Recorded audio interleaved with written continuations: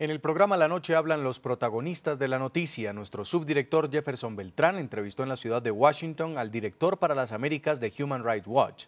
José Miguel Vivanco hizo un crudo diagnóstico de la situación de amenaza que enfrentan los disidentes en la isla y responsabilizó a América Latina de que países como Cuba y Venezuela tengan la posibilidad de tener asiento en el Consejo de Derechos Humanos de las Naciones Unidas. A esta hora saludamos en la ciudad de Washington al señor José Miguel Vivanco. Él es el director general de Human Rights Watch y ha accedido a atendernos en la noche de hoy para hablar de la situación de derechos humanos en Cuba. Señor Vivanco, bienvenido al programa La Noche de NTN 24.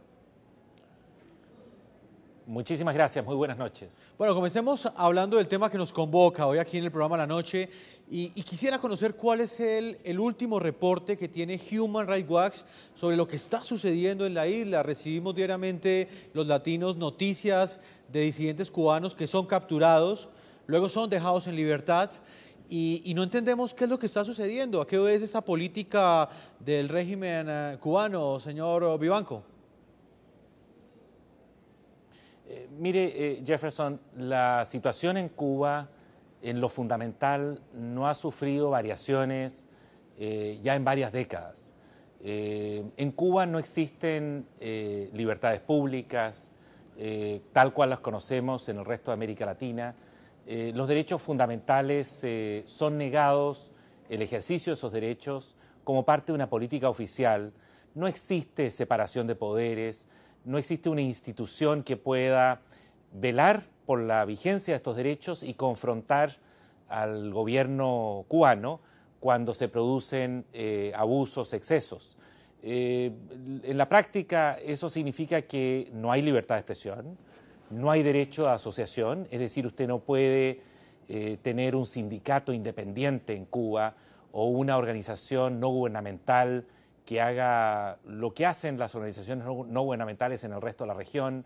No existen partidos políticos tal cual los conocemos o el ejercicio de los derechos políticos para intentar candidatearse a un puesto en términos, digamos, independiente de lo que es el Partido Comunista. Todo está controlado por el gobierno central y en ese sentido estamos hablando de un régimen totalitario que no permite el disenso y cuando uno cruza la raya, es objeto inmediato de procesamientos penales o detenciones que pueden ser breves o pueden ser más largas, depende de si se trata de un reincidente o no.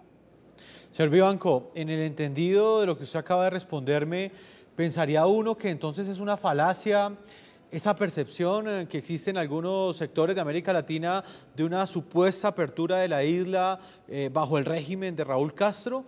¿Ha existido esa apertura o es sencillamente una percepción falsa que existe en el hemisferio? No, a ver, creo que se han producido algunos ajustes importantes en materias económicas, hay algunas aperturas, hay algunas posibilidades mayores, por ejemplo, para que los cubanos puedan desarrollar actividades económicas que no estén directamente controladas por el gobierno central. Se habla de una reforma migratoria que permitiría que los cubanos puedan exigir su derecho a viajar fuera de la isla sin mayores controles, aunque es claro que esto no va a beneficiar a aquellos que tengan posiciones críticas frente al gobierno. También, gracias a la intervención del gobierno español, se logró la liberación de un número importante de prisioneros políticos en Cuba. Sin embargo, lo que persiste es un aparato tanto represivo como de inteligencia que actúa en términos, yo diría, implacables frente a aquellos que son identificados como disidentes. Esas personas pueden ser fácilmente procesadas por una legislación que en Cuba se llama de peligrosidad social y que consiste nada menos que en imponerle cargos penales y la detención inmediata a una persona que los servicios de inteligencia sospechan que piensa distinto. No es necesario desarrollar ninguna actividad, simplemente es por sospechas. Y las prisiones se extienden entre 1 y 4 años.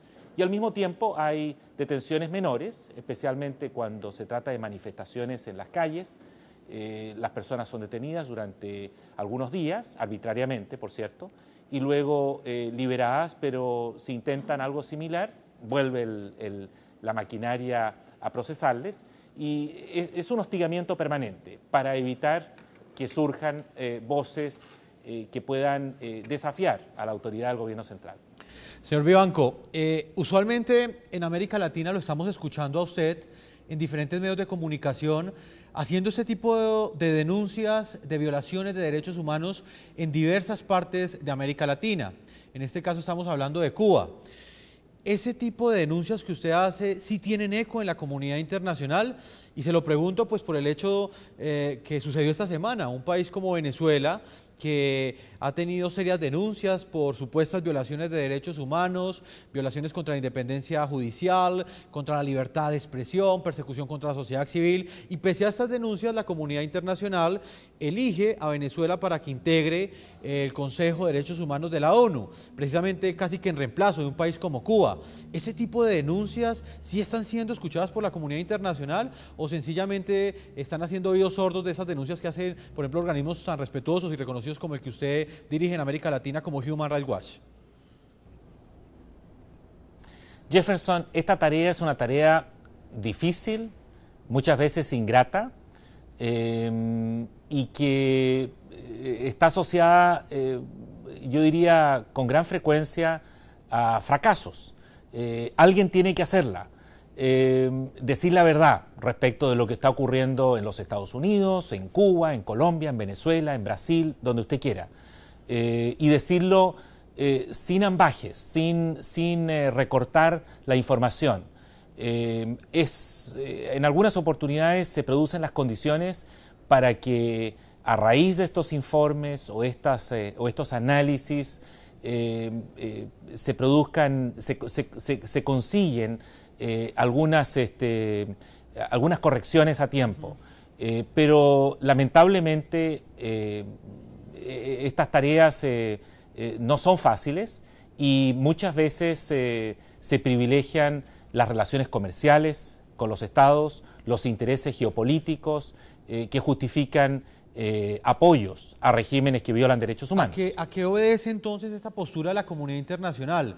Desde su análisis, ¿no? Porque pues se lo repito, finalmente pues la noticia esta semana es el ingreso de Venezuela, que para muchos es paradójica y para sectores de presos políticos, familiares de presos políticos en Venezuela, pues es contradictoria. Pero prácticamente está reemplazando a un país como Cuba, que estuvo en este ente mundial en los últimos años y que finalmente pues todos los días los diarios están copados por denuncias directamente en contra de este régimen. ¿A qué cree usted que obedece esa lógica en la que operaría entonces la comunidad internacional? Jefferson, el que Cuba sea una autoridad en derechos humanos a nivel de Naciones Unidas es realmente, no tiene presentación. Y que hoy día Venezuela sea elegida para formar parte de este club exclusivo de Estados miembros del Consejo de Derechos Humanos, lo cierto es que yo diría que ese es realmente es lamentable. Pero la responsabilidad está en los gobiernos de América Latina. Creo que es importante aclarar lo siguiente. Cuando se trata de elecciones al Consejo de Derechos Humanos, las distintas regiones del mundo, América Latina, África, Asia, tienen unas cuotas que pueden variar. En este caso fueron 3 cuotas. América Latina en bloque debía llenar 3 cuotas y presentaron para esas 3 cuotas 3 candidatos, Brasil, Argentina y Cuba. Esa fue la elección de América Latina y el Caribe, que fue unida como bloque con 3 candidatos para 3 cuotas. De tal modo que lamentablemente la elección de Venezuela, la responsabilidad por esa elección está en América Latina, porque el resto de los países lo único que hicieron fue refrendar una decisión ya adoptada en este bloque, donde no había cómo perder. Ya Venezuela ganó por secretaría en el minuto en que el resto de América Latina decidió que Venezuela era uno de esos 3 candidatos para estas 3 cuotas. Señor Vivanco, ¿esto podría ser interpretado también como una responsabilidad, es decir, como un reconocimiento, una lección en este caso que le hacen a Venezuela o inclusive le hicieron a Cuba en el último periodo, no por cumplir con los derechos humanos, sino más bien para que cumpla de ahí en adelante? Esa es una lectura que yo creo que refleja un grado de ingenuidad muy alta, porque en Venezuela, durante el gobierno del presidente Chávez, se producen a diario retrocesos en materia de libertad de expresión. La concentración de poder es un hecho objetivo. El Poder Judicial está intervenido y ha pasado a ser la Suprema Corte un apéndice del gobierno del presidente Chávez. La sociedad civil está cada vez más acosada en sus espacios para poder operar, para poder funcionar. Y es más, el gobierno del presidente Chávez tiene, como pocos gobiernos en América Latina, un récord no solo a nivel de la OEA, donde acaba de retirarse de la Convención Americana sobre Derechos Humanos, sino también ante Naciones Unidas, muy pobre.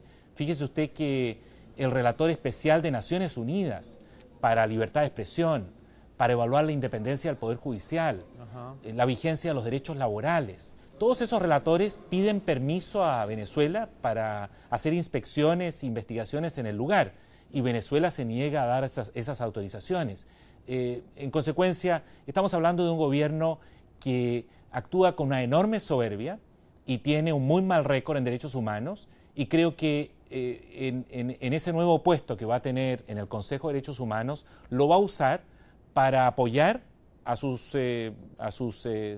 con quienes simpatiza, que son muchos dictadores que aún quedan lamentablemente, y para protegerse.